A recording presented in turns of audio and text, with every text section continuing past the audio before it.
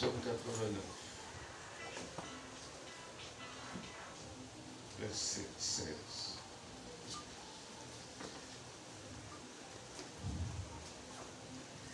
Heureux le peuple qui connaît les sons de la trompette. Il marche à la clarté de ta face, ô Éternel. Prions. Tendre Père Céleste, nous te disons infiniment merci, car tu as permis que nous puissions être comptés parmi les vivants en ce lieu d'aujourd'hui. Tu nous as réveillés ce matin, tu nous as gardés, et ce soir, dans ton amour et ta bonté, tu nous as encore réunis autour de ta fontaine sacrée. Seigneur, nous venons à toi tel que nous sommes. Reçois-nous. Ne nous impute aucune de nos offenses. Considère le sang versé. C'est sang qui a tout pouvoir de nous purifier de tout péché. Bénis ce service ce soir. Assistez-moi qui vous a parlé. Visite chaque frère, chaque soeur qui écoute. Du début à la fin, par ton Saint-Esprit, que tu puisses conduire ce service pour ta gloire dans le nom de Jésus-Christ. Amen. Amen. Vous pouvez vous asseoir. Et dimanche, nous parlions sur le son de la trompette. Et nous avons clairement montré ce que signifie le son de la trompette. Au camp militaire, en Israël, et maintenant dans son église. Amen. Amen. Dans Jérémie, il est dit, j'ai mis parmi vous des sentinelles, des prédicateurs. Soyez attentifs au son de la trompette. La trompette, c'est la prédication de l'évangile. Amen. Frère Branham nous dit ceci dans Messieurs, quelle heure est-il? Une prédication très importante. Au paragraphe 198, il dit ceci: quand la trompette sonne, il s'agit de la trompette de l'évangile. Et dans la Bible, la sonnerie de la trompette veut dire ceci: soyez prêts pour une guerre scripturaire. Amen. Prenez-vous des notes. Une guerre scripturaire. Paul a dit dans 1 Corinthiens 14, verset 8, si vous voulez le noter, si la trompette donne un son confus, comment l'homme saura-t-il à quoi il doit se préparer?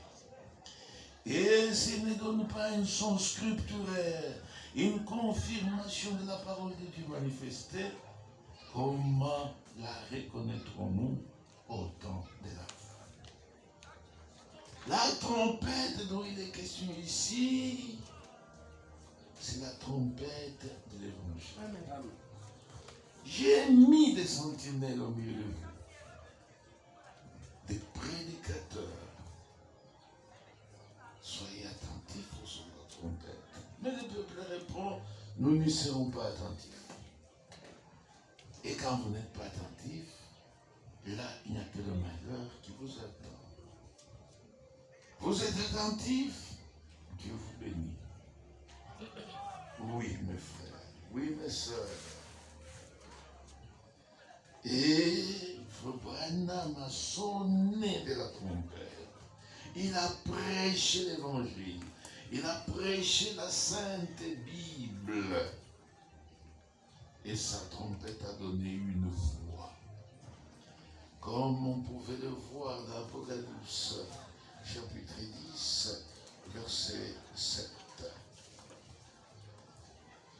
Mais qu'au jour de la voix du septième ange, quand il sonnerait la trompette, le mystère de Dieu s'accomplirait, comme comme il a annoncé à ses serviteurs, le prophète. Nous ne sommes pas dans les jours de la trompette de Frère Branham, même pas dans les jours de Frère Branham.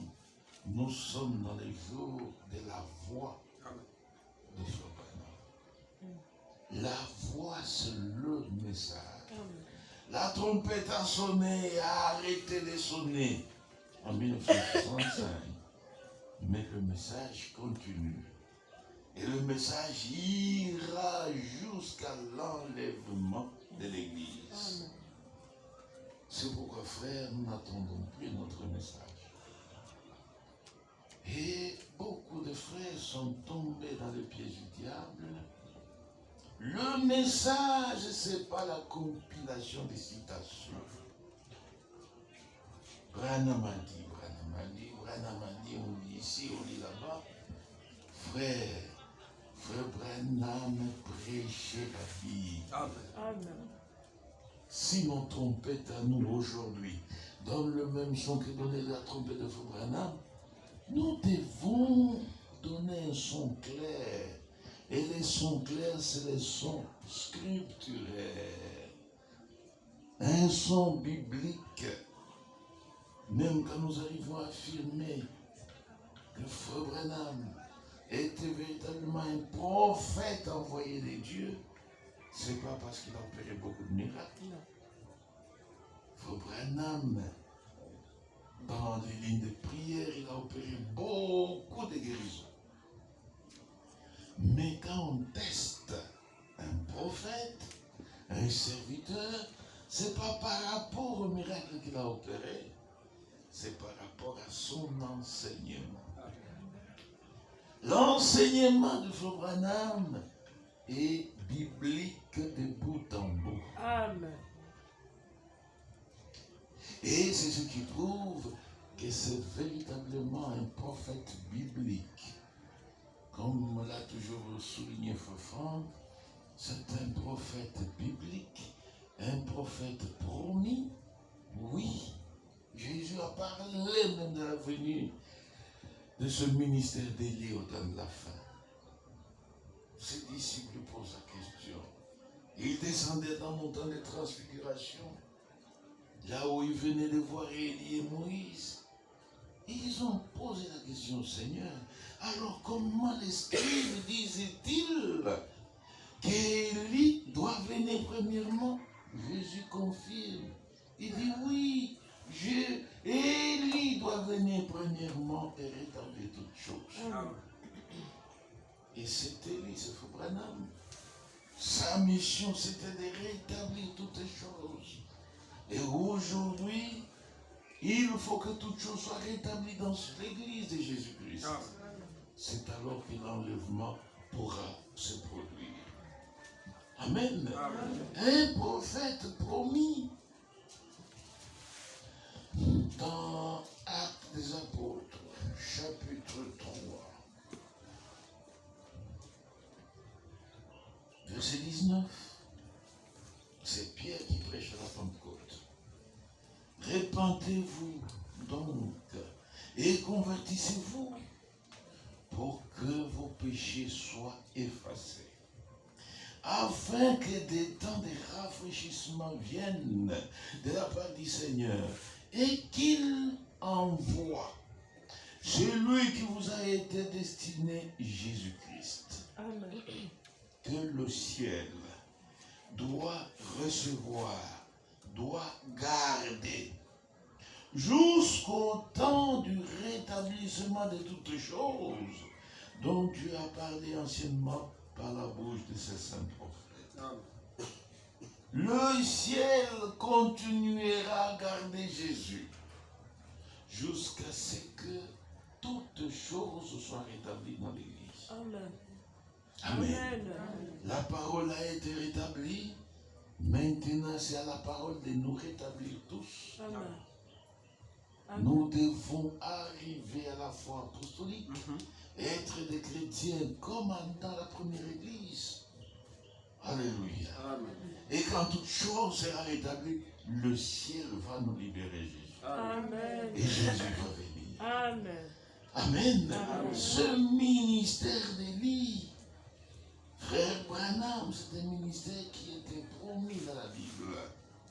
Raison pour laquelle, frère, ce message, c'est la parole de Dieu. Nous disons, frère, nous parlons parce que Dieu a parlé. Amen. Amen. Amen. Et ce n'est pas la compilation de citations. Non, non, non, non. Une sœur,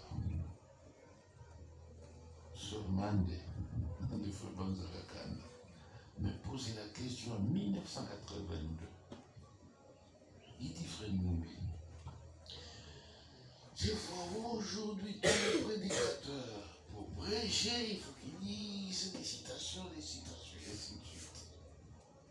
Mais, du vivant de Frère Branham, les brochures n'existaient pas. Amen. Amen. Amen. Alors, les prédicateurs de son temps, du temps de Frère Branham, lisaient les citations. C'est là que nous devons faire beaucoup attention. Alléluia. Amen. Frère Branham, lui, il dit, Frère Neville, Frère Caps, Frère Collins, et tous ces prédicateurs-là, ils prêchent le même message que je prêche, et ils le prêchent à partir de la Bible. Amen. Voilà ce qu'était le son de la trompette de Frère Branham. Voilà ce qui doit être notre son aujourd'hui. Oui, mes frères, le message de Frère Branham, c'est la Bible. Amen. Amen. Amen. La Bible. Et il dit, la Bible est mon absolu. C'est l'absolu de tout ce que je conduis à Christ.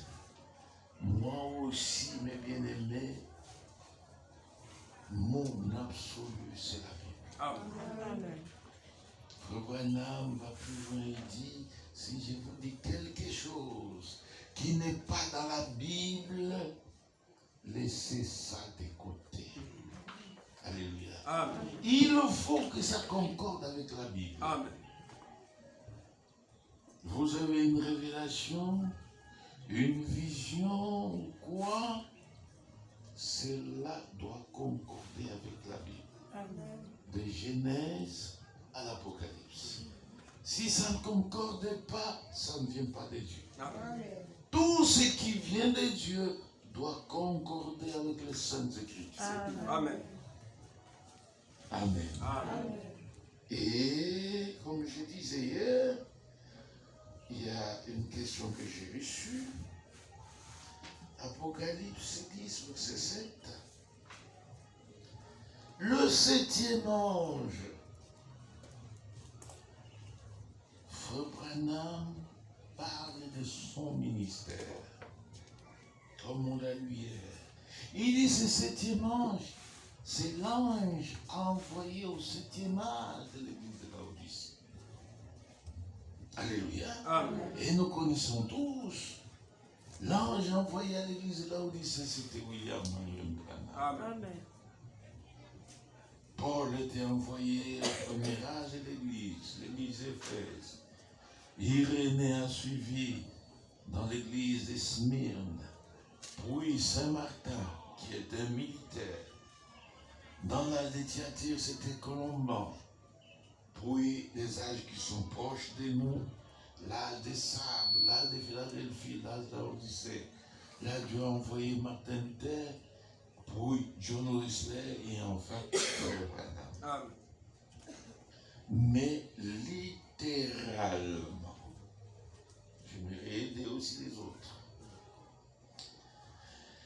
Cette écriture d'Apocalypse 10 s'applique à l'Église et s'applique aussi à Israël. Amen. Quand c'est à l'Église, le septième ange, c'est Frère Branham, écrit à l'ange de l'Église de Laodicée. C'est ce que dit Apocalypse chapitre 3, verset 14. Mais quand ça s'applique à Israël, là aussi il y a un septième ange. Ne mélangez pas les deux.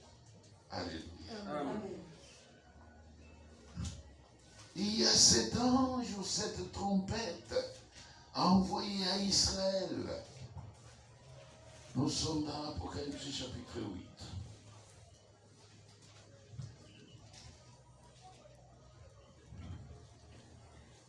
Apocalypse chapitre 8, verset 6.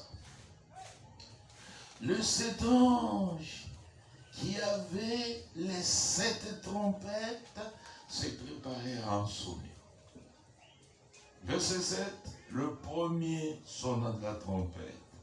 Il y eut de la grêle et du feu mêlé de sang qui fut jeté sur la terre. Amen. Amen. Cet ange avec cette trompette, la première trompette sonne, un fléau frappe la terre. Verset 8, les seconds anges sonnent la trompette. Au verset 10, les troisième ange sonne la trompette. Et au verset 12, le quatrième ange sonne la trompette. Dans Apocalypse 8, 4 anges sonnent de leur trompette. Et Apocalypse chapitre 9, verset 1. Le cinquième ange sonne la trompette. Et au verset 13, le sixième ange sonne la trompette. Amen. Amen. Et le chapitre 9 est terminé. Et quand on arrive au chapitre 10, la bonne traduction dit ceci, mais qu'au jour de la voix du septième ange, quand il serait sur le point de sonner de la trompette, là, ce n'est pas l'ange envoyé à l'église, là, c'est l'ange envoyé à Israël. Amen. Et cet ange n'a pas encore sonné la trompette. Nous l'attendons. Alléluia. Amen. C'est au chapitre 11 qu'il va sonner la trompette. Chapitre 11, verset 15. Le septième ange sonna de la trompette. Il y eut dans le ciel de fortes voix qui disaient, le royaume du monde est remis à notre Seigneur et à son Christ. Amen. Et il régnera au siècle des siècles. Amen. Amen. Amen. Ce septième ange, c'est du côté d'Israël. Nous allons dans l'enlèvement.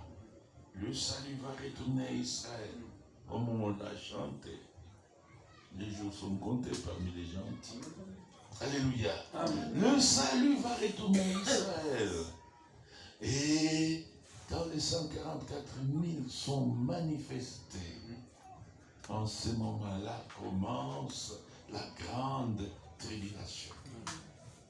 Ce sont les fléaux. Après les trompettes, ça sera même les coupes de la colère de Dieu.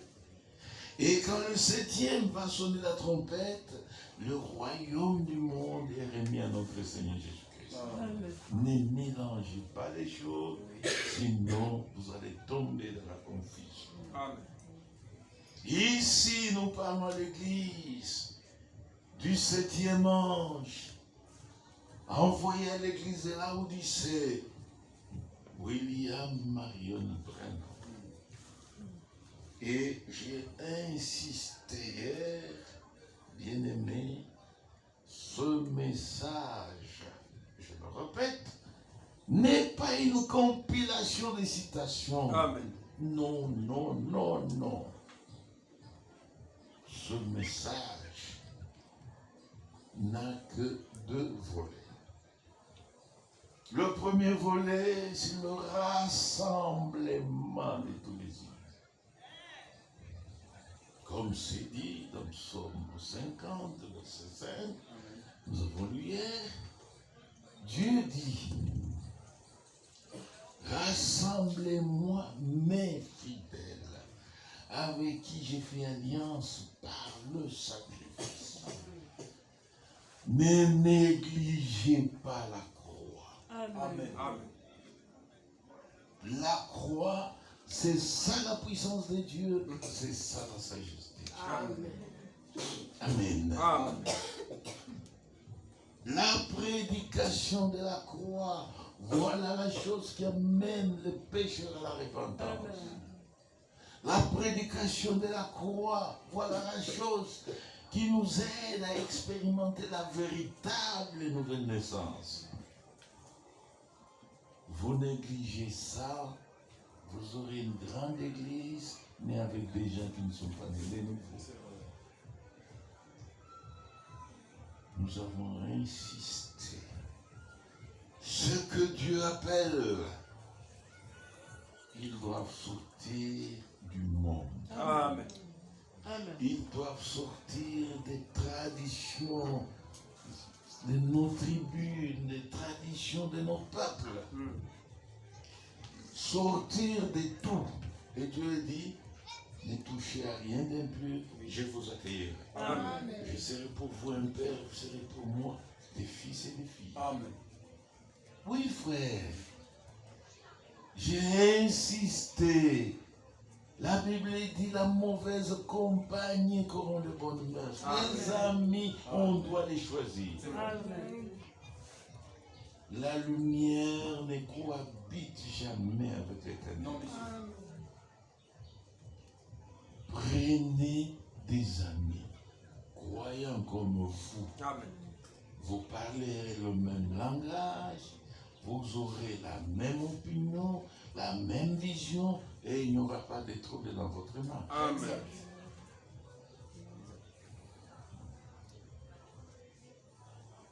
La mauvaise compagnie. La Bible dit, vous devez aussi quitter la dénomination, quitter Babylone. Amen. Ce message, c'est un appel à sortir. Amen. Sortez, sortez, sortez. Amen. Amen. Amen. Et quand nous sommes rassemblés, vient le deuxième volet, la préparation. Dans Apocalypse 19, on a lu, verset 7 à 9, la Bible dit, les noces de l'agneau sont venues. Et son épouse se préparait. Amen. Ce message qui nous a été envoyé, c'est un message de préparation. Et Dieu a mis à notre disposition tout ce qu'il nous faut pour notre préparation. Amen. Rien ne manque dans ce message. Et c'est l'épouse elle-même qui se prépare. Oui. Et la préparation consiste à revêtir cette robe de noces, le fin lin, éclatant et pur. Et ce fin lin, ce sont des œuvres justes des saints. Amen. Amen. Amen. C'est Frère Branham qui vient, qui définit que cette robe, c'est le Saint-Esprit. Amen. Amen. Et quand vous prenez la parabole de la salle des noces, nous sommes dans Matthieu. Matthieu chapitre 22.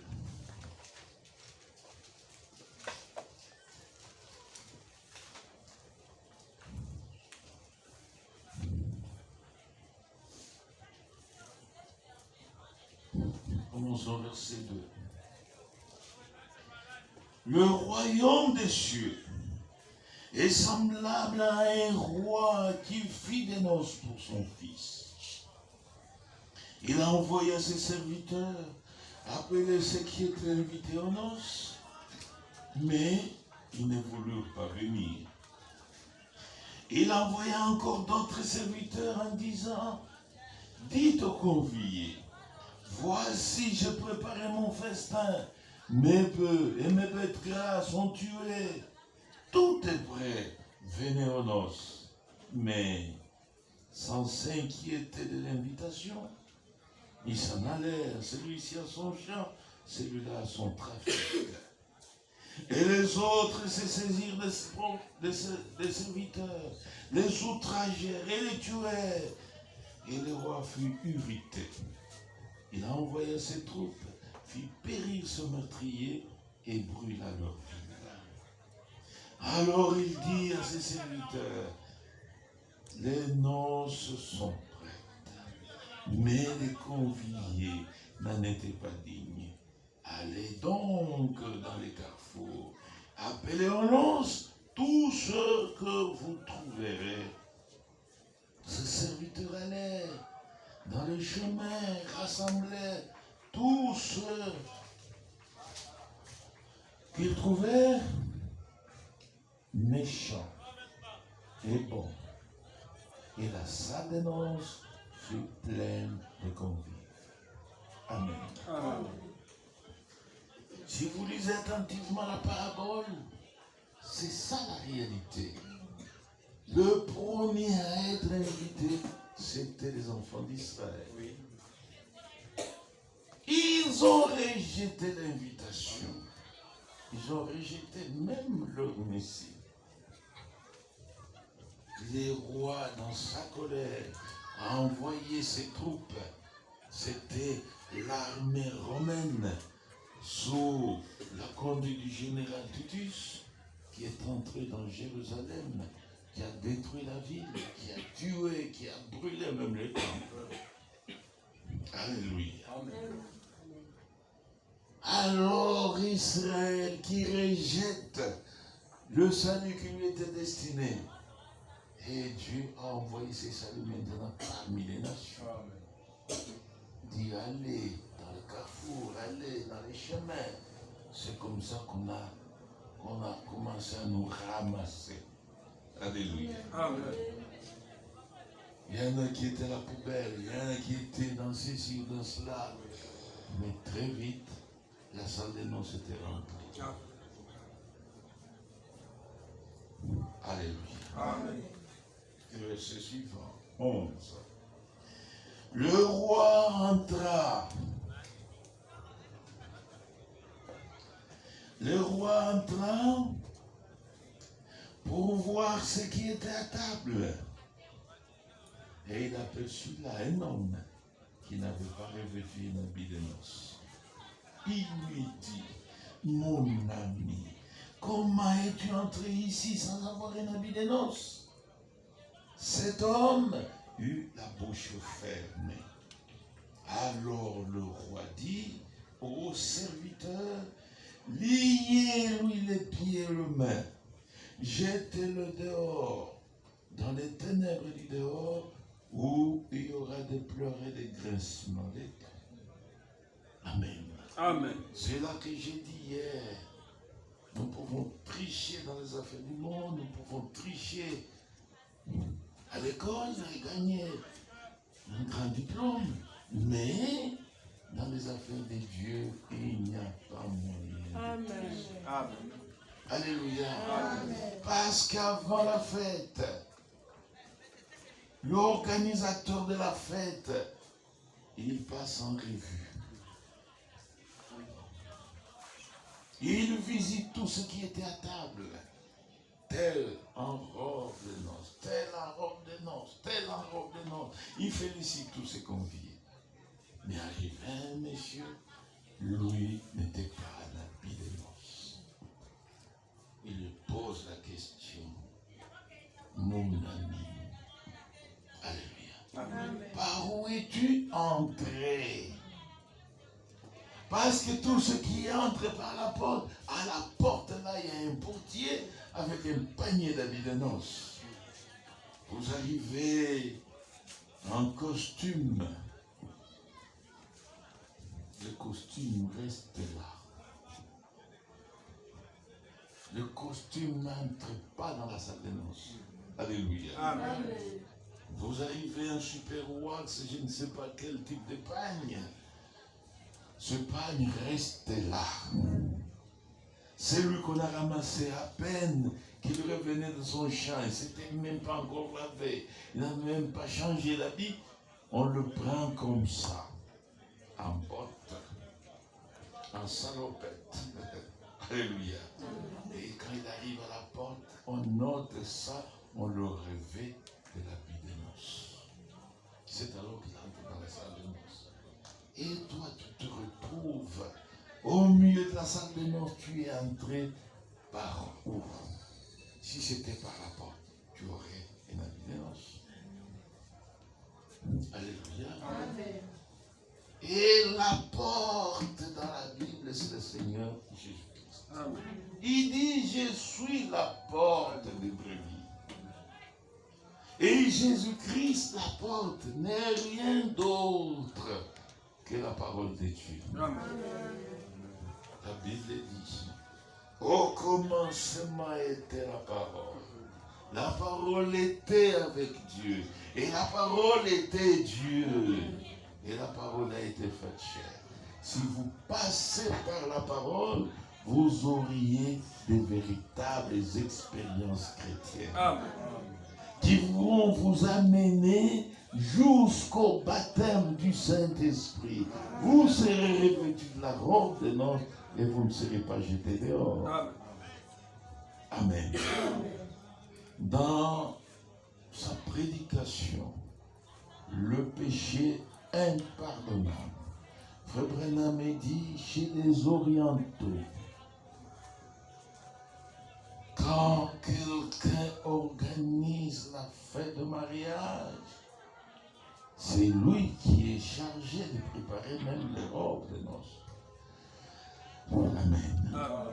Comme j'ai vu au Bénin, pour une grande cérémonie comme celle-là, on demande à tous de venir habillés en blanc. Et vous venez, vous trouvez vraiment tout le monde en blanc. Alléluia. Et on met à la porte pas n'importe qui, ça doit être un proche ou un ami intime pour ne pas laisser passer n'importe qui. Amen. Et Frère Branham dans cette prédication, il dit, nous devons revêtir la même robe qu'avait revêtue Saint Paul. La même robe qu'avait revêtue Saint Pierre. Sans cela, vous serez mis dehors. Et il dit, beaucoup viendront et diront, je suis méthodiste, je suis presbytérien, je suis pentecôtiste. Cela ne vous aidera pas. Et il continue, il dit, il y en a qui viendront pour dire, moi j'étais membre du Branham Tabernacle. Cela n'a rien à voir avec ça. Amen. Oui, mes frères, c'est bien d'être un membre. Mais pour entrer dans cette salle de noces, il nous faut le Saint-Esprit. Amen. Le même qu'avait Paul, le même qu'avait Pierre. Amen. Et aujourd'hui, le Saint-Esprit, c'est aussi un mystère. Le Branham parle des mystères qui devait révéler. Et il parle même du mystère du baptême du Saint-Esprit sans sensation. Ce sont des pentecôtistes qui cherchent à sentir. Oh, j'ai senti comme quelque chose qui circule dans mon dos. On n'a pas besoin de tout ça ici. Amen. Amen. La véritable expérience du Saint-Esprit, votre vie doit changer. Amen. Amen. Amen. Le Saint-Esprit, c'est la vie de Dieu en vous. Amen. Et cette vie porte des fruits qui sont visibles et palpables par tous. Oui, mes frères.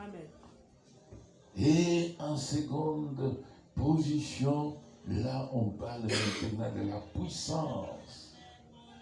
Là, c'est pour travailler. Amen. Vous priez sur les malades, vous imposez les mains, ils seront guéris. Amen. Dieu peut vous donner d'opérer un miracle. Dieu peut vous donner de faire ceci ou cela. Ça, c'est la puissance qui vous accompagne. Ne confondez pas avec la vie. Alléluia. La vie de la parole. Nous tous, nous devenons des épîtres vivantes. Amen. Donc les gens n'ont plus besoin de lire cette Bible imprimée. Ils lisent nos vies. Amen. Et nos vies sont conformes à ce qui est écrit. Amen. C'est cela le but de ce message. Amen. Amen. Alléluia. Amen. Ne vous trompez pas à pencher du côté des compilations. Et ça, avec un moteur de recherche en informatique, vous pouvez cumuler des citations. Ce n'est pas ça. Un docteur tel que Frère Branham définit ce ministère dans Avertissement puis Jugement, il dit c'est celui qui sait ranger les saintes écritures. Amen. Pas ranger les citations. Et le message lui-même, c'est quoi? J'ai aimé, on arrive à ce point. Ici, c'est la prédication de Frère Branham de 65. Et ça devait être le mois d'avril, oui, le 18 avril 65. Pratiquement vers la fin de son ministère. Le lever du soleil. Ici, c'est la version de Sekina. Paragraphe 232 et 233. Suivez-moi bien. Ma pauvre mère, pour le moment, elle s'en est déjà allée. Donc en 65, elle était déjà morte. Frère Branham me dit, elle était vraiment particulière. La mère de Frère Branham était particulière.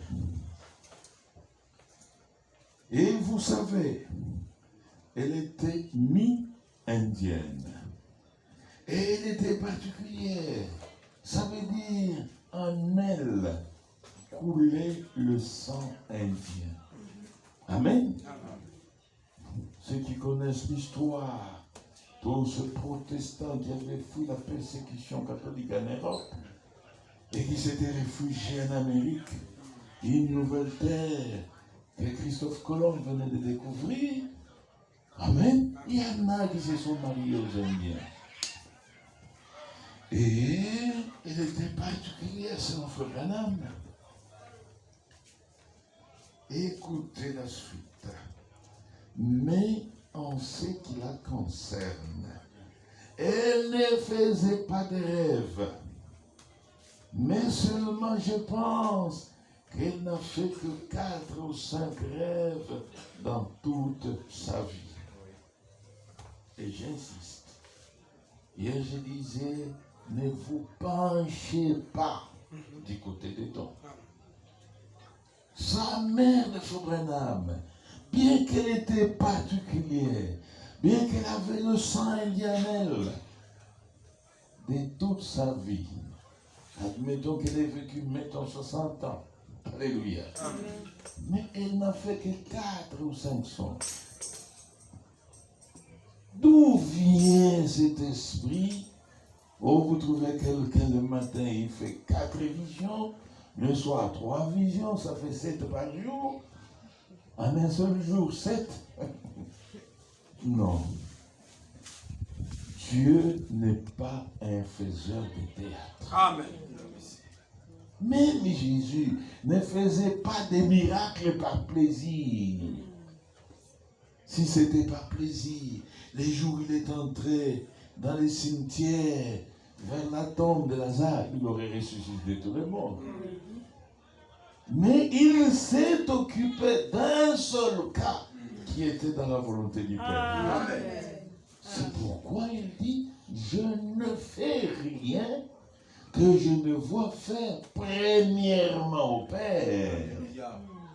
une vision qui lui atteste que ce cas est dans la volonté du Père. C'est là que Jésus agissait. Amen. Amen. Oui, frère. La Bible dit il y avait beaucoup de veuves en Israël. Mais Élie est allé seulement chez celle de Sérepta. Amen. Amen. Amen. Beaucoup de lépreux en Israël. Mais Élisée n'a guéri que Naaman le Syrien. Amen. Amen. De toute votre vie, vous pouvez avoir accompli un miracle. C'est déjà beaucoup. Ne cherchez pas à accomplir chaque jour des miracles. Nous ne sommes pas des pentecôtistes. Nous sommes dans l'âge de l'épouse. Et l'âge de l'épouse doit ressembler à son époux. Amen. L'époux est parole et l'épouse doit être une épouse parole. Amen. C'est la parole avec la parole qui aura maintenant mariage. Amen. Alléluia. Amen. Oui, beaucoup de frères ont tendance à aller du côté des dons. Frère, les dons, chacun de nous a un âme. Amen. Parce que nous naissons avec. Amen. Et frère Branham conseille, si vous voulez que Dieu puisse utiliser les dons qu'il a prédestinés en vous, marchez d'abord vers le baptême du Saint-Esprit. Quand lui vient en vous, lui va utiliser les dons qui sont en vous. Mais quand vous laissez le Saint-Esprit derrière, c'est le diable qui va se précipiter. Et là, on fait des erreurs et on jette même l'opprobre sur la parole de Dieu. Alléluia. Mais en ce qui la concerne, elle ne faisait pas de rêve, mais seulement, je pense, qu'elle n'a fait que 4 ou 5 rêves dans toute sa vie. Mais, chaque fois qu'elle avait un songe, il s'accomplissait. Amen. Quand elle avait un songe, il s'accomplissait. Amen. Amen. Un seul songe qui s'accomplit vaut mieux que 10 songes qui ne s'accomplissent pas. Amen. Alléluia. Amen. Et il dit maintenant ceci. Je me rappelle, une fois, il y a bien des années, quand j'ai commencé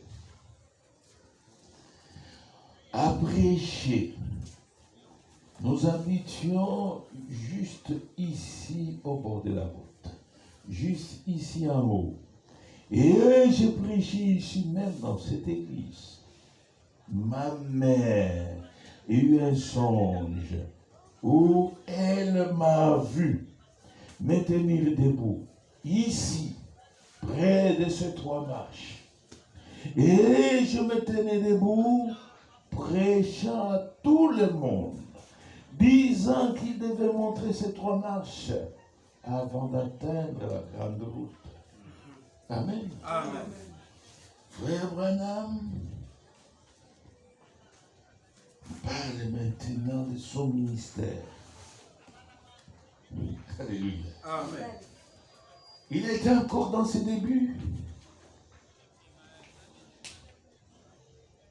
Sa mère eut un songe où elle voit Frère Branham. Je crois que tout le monde veut.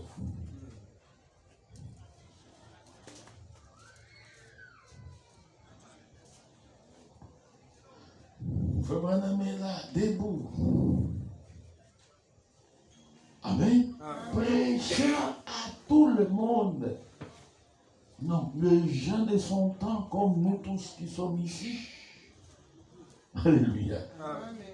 Et disant à tous qu'ils devaient monter les 3 marches avant de marcher sur cette grande route. Vous ne marchez pas sur cette route avant d'avoir monté les 3 escaliers. Alléluia. Amen. Faites vraiment attention. Il dit, je me tenais debout, prêcha tout le monde, disant qu'il devait monter ces 3 marches avant d'atteindre la grande route. Et sur la grande route, il y avait une ligne étroite d'un blanc de perles qui menait tout droit aux portes du ciel, aux portes des Pères. Amen. 3 marches. Et quand vous arrivez à marcher sur la grande route, cette route, c'est comme une route. Alléluia. Au milieu là, il y a une ligne blanche tracée qui mène jusqu'aux portes du ciel. Amen. Et il continue. Il dit ceci. N'est-ce pas? C'est là exactement mon message d'aujourd'hui. Justification, sanctification, baptême du Saint-Esprit. Amen. Alléluia. Amen. Le message, c'est pas la compilation des citations. Oubliez ça. Amen. Alléluia. Amen. La foi elle-même est une expérience. Amen. Vous devez rencontrer personnellement votre Sauveur. Amen. Et vous réconcilier. Parce que dans le péché, vous étiez. Dans le péché, vous avez grandi. Vous étiez séparés de Dieu.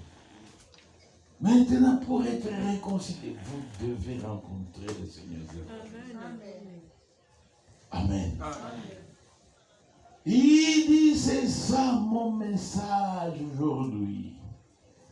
La justification, la sanctification et le baptême du Saint-Esprit. Ces expériences, vous devez les faire dans votre vie chrétienne. Amen. Amen. Et l'expérience de la justification, comme je disais hier, j'ai pris beaucoup de temps avec ça. Frère, c'est ce que nous appelons aussi l'expérience du calvaire. Amen. Et les Français nous ont dit qu'il commence bien l'année. Alléluia. Si le premier pas n'est pas bien fait, même la suite ne sera pas bonne. Amen. Amen. La justification. Cette expérience, il faut aller au calvaire. Amen. Parce que Christ nous appelle tous au calvaire. Venez à moi. Vous tous qui êtes fatigués et chargés, je vous donnerai le repos. Il nous appelle à la croix. Quiconque entend son appel, s'il doit répondre, il doit monter au calvaire. Et quand vous allez au calvaire, vous devez voir Christ crucifié. Amen. Comme Jésus dit à Nicodème, qui lui posait la question de savoir que dois-je faire pour naître encore de nouveau? Dois-je rentrer dans les seins de ma mère pour naître? Je lui dis non, c'est pas cela. Comme Moïse éleva le serpent d'airain dans le désert, afin que quiconque mordu par les serpents brûleurs ne puisse pas mourir. La condition qui était donnée, c'était de regarder seulement au serpent d'airain. Regardez, vous êtes déjà tombé, le venin mortel en train de circuler dans votre sang. Vous êtes déjà candidat à la mort. Ce qu'on vous demande, c'est de faire un petit effort. Tournez, regardez en direction du serpent d'airain. Et quand vous voyez le serpent d'airain, automatiquement, le venin mortel perd toute sa puissance. Amen. Amen. Vous étiez couché, vous vous levez, vous n'allez plus mourir. Amen. Et la Bible dit, quiconque voit le Fils et croit en lui ne périra jamais. Amen. Alléluia. Et c'est à la croix que le péché se répand. C'est à la croix que le péché se convertit. La repentance suivie de la conversion. Voilà la chose qui vous fait obtenir le pardon de Dieu et la rémission du péché. Et quand tu as pardonné et que tu as oublié, Dieu vous justifie. Amen. La justification, c'est Dieu qui vous déclare juste. Même si les gens de ce monde peuvent continuer à vous pointer de leurs doigts, qui accusera les élus de Dieu? C'est Dieu qui justifie. Bien-aimés frères, bien-aimées sœurs, quand Dieu justifie, mais l'intérieur est toujours là, mauvais. Alléluia. Ce que vous avez confessé, ce sont les actes posés. Mais l'intérieur, l'ancien cœur, l'ancien esprit, Dieu qui vous justifie, c'est lui qui se charge de renouveler votre intérieur. Amen. Amen. Amen. Il vous renouvelle. Et quand l'intérieur est renouvelé, lui vous engendre. Vous naissez de Dieu. Et quand vous naissez de Dieu, vous naissez avec la vie de Dieu, avec la nature de Dieu. Nous devenons participants de la nature divine. On ne peut plus agir autrement que ça. Amen. Amen. Se retrouver dans le péché, c'est une vie étrangère. Alléluia. C'est comme une épine qui s'enfonce dans la plante du pied. Vous ne pouvez même plus marcher. Ça fait mal parce qu'il y a un corps étranger qui est entré dans votre vie. Alléluia. La justification, la sanctification de la terre du Saint-Esprit. Comme j'ai dit par hier, évoquant une citation de Frère Branham, il dit, vous pouvez être justifié sans être sanctifié. Vous pouvez être sanctifié sans être baptisé du Saint-Esprit. Vous vous arrêtez au premier escalier, c'est votre problème. Vous vous arrêtez au deuxième escalier, c'est votre problème. Mais ceux qui ont compris le message, ils vont jusqu'au troisième escalier. Amen. Mais vous ne pouvez pas atteindre le troisième escalier sans passer par le premier, sans passer par le deuxième. Vous n'allez pas sauter. C'est étape par étape. C'est une marche comme Israël qui est sorti d'Égypte pour aller en Canaan. Amen. Amen.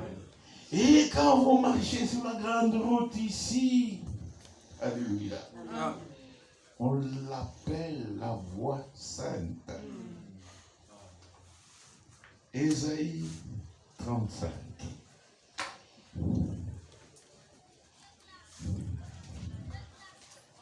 Ésaïe 35, verset 8. C'est là qu'on nous parle de cette route. Verset 8. Il y aura là un chemin frayé, une route qu'on appellera la voie sainte. Nul impur n'y passera. Elle sera pour un seul. Ceux qui la suivront, même les insensés ne pourront s'égarer. On peut avoir un frère et une sœur un peu débile mental, mais vous ne moquez pas. Amen. Amen. Amen. Amen. Dieu vous bénisse. Si le frère ou la sœur qui a perdu ses facultés, mais a expérimenté ces trois phases de la grâce, frère, elle pourra marcher sur la voie sainte, sans problème. Alléluia. Amen. Sans problème. Il dit, même les insensés ne pourront s'égarer. Sur cette route, point de lion, nulle bête féroce ne la prendra, nul ne s'y rencontrera. Les délivrés y marcheront. Amen. La Bible dit, cette route, elle sera pour eux seuls, et seuls qui le délivrer. Eux y marcheront. Le racheté de l'Éternel retourneront. Ils iront à Sion avec chant de triomphe. Et une joie éternelle couronnera leur tête. L'allégresse et la joie s'approcheront, la douleur et les gémissements s'enfuiront. Amen. Il nous faut expérimenter la véritable justification, la véritable sanctification, le véritable baptême du Saint-Esprit. Et là, vous marchez sur cette route sainte. Alléluia. Amen. C'est pourquoi je disais aux frères, la sanctification, c'est notre vie. Il y a une sanctification qui doit nous mener au baptême du Saint-Esprit. Et là, la Bible dit, heureux ceux qui lavent leurs robes. On les lave parce qu'elles sont sales. Amen. Amen. Mais quand elles deviennent propres, la Bible dit, vous devez marcher comme ces hommes de l'église de Pergame, de manière à ne pas souiller vos vêtements. Oui, mes frères. Alléluia. Amen. De manière à ne pas souiller vos vêtements. Donc, avec le baptême du Saint-Esprit, la sanctification continue. Amen. Pour aller au baptême du Saint-Esprit, on se purifie. Mais avec le Saint-Esprit, on se garde. Amen. C'est là qu'on dit qu'on se perfectionne. C'est vrai que nous n'atteindrons pas la perfection avant la venue de notre Seigneur Jésus-Christ. Mais nous tendons à cette perfection. Amen. Comme Jésus l'a dit, soyez parfaits comme votre Père Céleste est parfait. Amen. Amen. Amen. Ça, c'est ça le message. Ne vous laissez pas troubler par les citations. Nous avons combattu. Alléluia. Amen. Et on connaît beaucoup de citations. Nous sommes passés par la tempête des tonnerres, la tempête de ceci, la tempête de cela. Nous connaissons beaucoup de citations. Alléluia. Amen. Mais le message, c'est pas ça. Le message, c'est l'expérience personnelle avec Christ. Amen. Amen. Amen. Courez derrière ces expériences, Amen. comme l'homme de Dieu ne cesse d'insister ces derniers temps. Frère Franck, voyant le temps, voyant la venue du Seigneur très proche, il dit chaque véritable croyant qu'il revoie ses expériences et qu'il soit rassuré. Comme l'expérience de la justification, j'arrête pas là. Moïse devant la mer Rouge, il dit aux enfants d'Israël, voyant les Égyptiens s'avancer pour le prendre et le retourner en Égypte. Le diable ne peut pas vous laisser libre. C'est vrai. Il cherchera à vous retourner dans le monde. Amen. Votre vieil homme continue à vous guetter. Mais Moïse a prophétisé et dit aux enfants d'Israël, ces Égyptiens que vous voyez aujourd'hui, vous ne le verrez plus jamais. Amen. En d'autres termes, les démons de ceci, le démon de cela, que tout ça, vous ne verrez plus jamais. Parce qu'ils étaient tous engloutis dans la mer Rouge. Et admettons que vous soyez sur l'autre rive de la mer Rouge et qu'on continue encore à voir des Égyptiens.